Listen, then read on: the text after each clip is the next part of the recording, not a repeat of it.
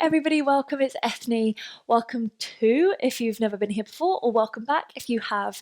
So today I thought I'd film something a little bit different, which is kind of a yoga skill, and I say that in very loose air quotes because yoga isn't about building up skills, but when we're talking about arm balances and inversions, it can feel like that. So I figured, why not break it down and make it a little bit simpler for you guys to follow along with, or perhaps just have a little watch, and next time you do your class, you can build that in.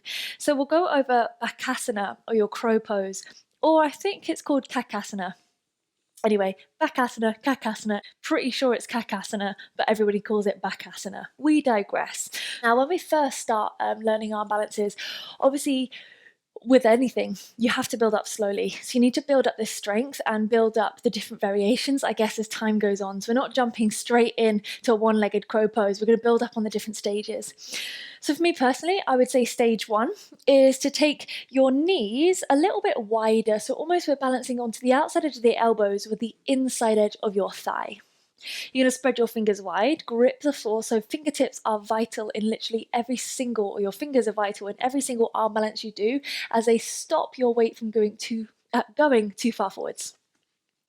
Sinking your chest low and seeing if you can keep nice and low. And then picking the feet off, perhaps one by one, perhaps both at the same time. But I feel like that's the kind of balance that we used to do in school. Well, I know I used to do it in school, but that one should be fairly accessible to most people. As we start to think about taking our Bakasana or our crow pose, Kakasana, whichever one you'd like to call it, into the next stage. So instead of balancing almost onto the outside edge of the elbows, which means that your elbows go fairly wide, we want to draw the elbows in like our chaturanga arms and see if we can start to balance the knees on the back of the triceps. Now, when you start doing this, you will get some bruising in the back of your arms, but there's a way in which I want you to train this so that we're not thinking about putting the weight down. I want you to think about lifting and drawing your weight up. So when we're thinking about balancing in our crow pose and with the elbows drawing in, so the inner kind of like your chaturanga shape, you're going to balance that kind of bit in between both of those bones on the triceps. Now, this is the bit when we start to bring our weight forwards that gets a little bit painful. So when we're just starting to learn this, what happens or tends to happen is we all look down, and then all of a sudden, literally it feels like the whole body weight is balancing on your arms, which technically it is, but the way I want you to approach arm balances or inversions or anything is with the mindset that you're lifting up. So if you've been to yoga classes, you often hear teachers talking about bandhas or switching on or the lock inside your body. It does make your core, so your pelvic floor and your diaphragm, switch on and give you an internal lift. So when I approach arm balances, first of all, I'm thinking about lifting everything in and up, and already you start to gain more control over your body. So me approaching my crow pose Bakasana with that sense of lift makes it feel a lot lighter and easier to do. Then if I'm kind of crouching down low, I'm getting low, I'm thinking weight down, weight down, weight down, weight down. And you can see the kind of difference in shape when nothing's really switched on versus when I've got that lock and that lift up. That's a lot of words all at once. So the way to start approaching this is to really make sure that when we have the arms balancing on top of the knees, that you're drawing and squeezing everything into the midline. So as we start to take our gaze forwards, and I'm going to really creepily look forward to the camera as I do this, leaning forwards, looking forwards, keeping the chin lifted, having that internal squeeze and lift, shifting the weight, and seeing if we can pick the feet up. As we start to build on and increase the load bearing or the capability of the load that we can balance onto our wrists, onto our biceps, onto our triceps and our arms in general, take it step by step. Maybe doing 1, 2, or 3 goes at a time is going to be enough until you start to build up the strength in which your wrists and your hands and kind of all the good stuff we got going on in here are able to support it. When we do too much all at once, that's when we start to cause injuries. That's when we overwork the areas that aren't used to supporting pretty much your whole body weight. Yeah, so take it slow. So having a little look at that from the side. So we've got the knees balancing kind of on the back of your triceps, hands reaching forwards. Lift up your bottom just slightly as we grip the floor with the fingers. I'm doing my internal squeeze, lift of the bandhas or your core, tipping the weight. And seeing if I can squeeze slowly my heels towards my bum. So when you're starting to build up this load-bearing capability of your wrists, it probably will start a little bit more like this. And this is a beautiful place to start to build up on that strength. Okay, so then once we've started to get on board with our crow pose, our bakasana, and we want to level it up, say, this is when we start to think about our one leg bakasana, or your one leg crow pose, ekapada bakasana. The way I would approach this is a little bit different perhaps. I'm not going to start in the traditional kind of crow pose balance. For me, I'm going to start more in kind of a very lifted, weird shape. I guess it's a very short downward facing dog, if you wanted to put a label on it. From there, you're going to squeeze one heel in towards your bum, chaturanga with your arms, and then place that knee a little bit lower down toward your elbow. So when we're balancing onto the top of the arms, as we start, it can feel a little bit wobbly here. So when we're coming on to a kind of one-legged variation, I like to slide the knees a little bit lower down towards the elbows because that's when it's kind of like the bonier part and you've got less wiggle room down onto that space.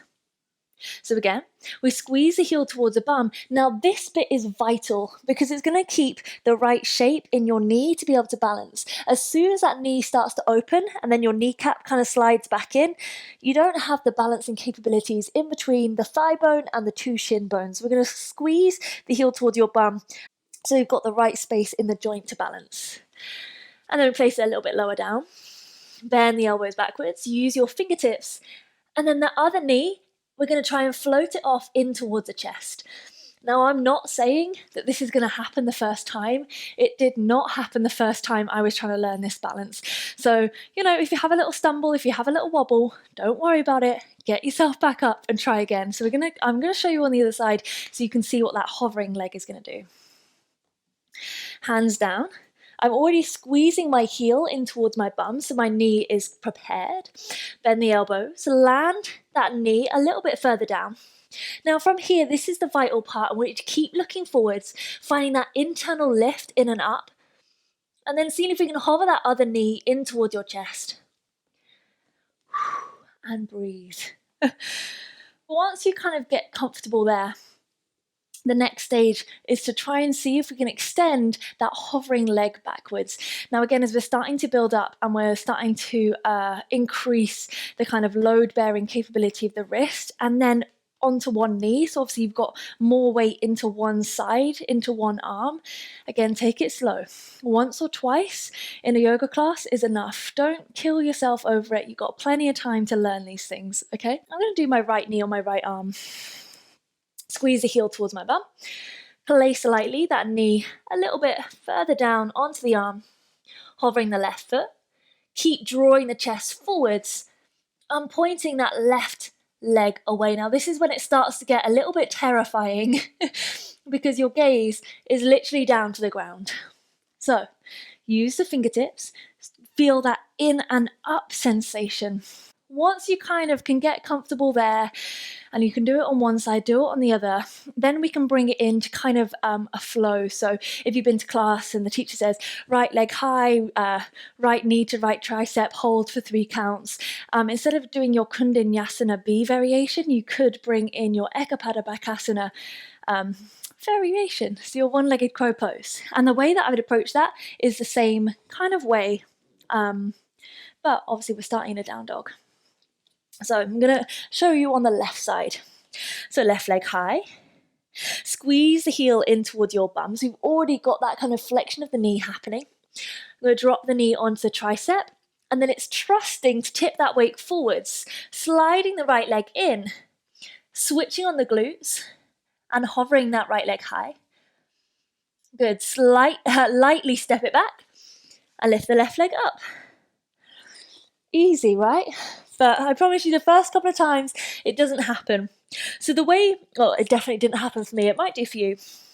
The way I would approach that when you're starting to learn is to shorten the distance of your down dog. Left leg high. We've already got the shoulders stacking on top of the wrists. As we bring that knee onto the arm, shift the weight and glide the right leg up. And then perhaps you can step quite far back into your down dog. But again, build it up nice and slowly. So start with a shorter down dog so that you can get that tipping over or the looking over of your hands, and then see if you can balance that kind of space in between the two parts or the two sections of your top and your bottom part of your leg. Okay, and then the hardest variation, I mean for me personally anyway, is to go from a crow pose, extending the leg, dropping it back, and then extending the other leg.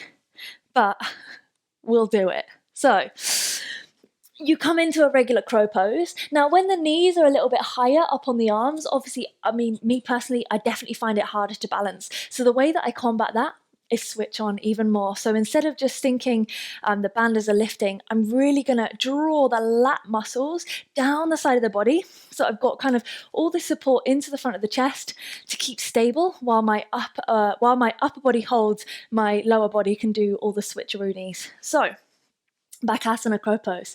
I'm going to fall on my face, I know it. We start in that crow pose. The knees are lifted as high up as possible. You're going to start to think about shifting your weight into an arm of your choice. And again, that knee is hovering in towards your chest. And then place it back down, hover to the other side, and just try kind of a couple of those. So seeing if you can switch and hover. The way to do it is to almost lean a little bit over towards that side as that other thigh, keep the compression into your hip joint, draws in and then draws back out. So I'll show you facing the front as well. God, it's tiring all this. Ooh. Oh, nope.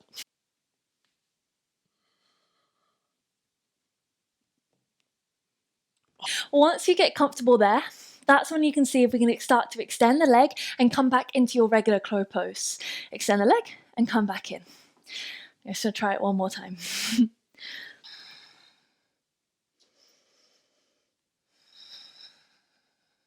I'm really using my fingertip strength. Nope. See my weight start to tip back then. It's a little bit of fear, which is fine, and it's very valid because you try and not smash your face onto the ground. There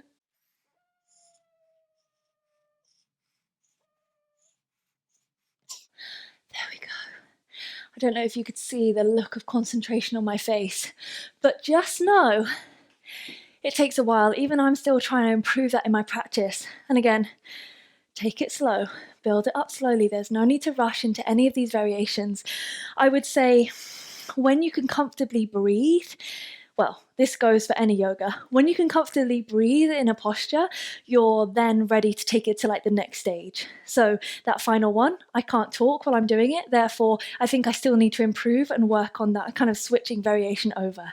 So have a play with it. Let me know what you think. And yeah, thank you so much for watching. See you soon. My name's F.